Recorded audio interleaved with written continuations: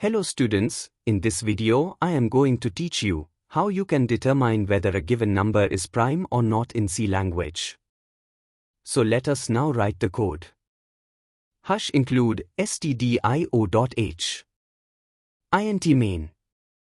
int n, count is equal to 0, I. Printf, enter the number. Scanf, %d, and n. For I is equal to 1, I less than equal to n, I plus plus. If n modulo I is equal to 0. Count plus plus. If count is equal to 2. Printf, the number is a prime number. Else printf, the number is not a prime number. Return 0.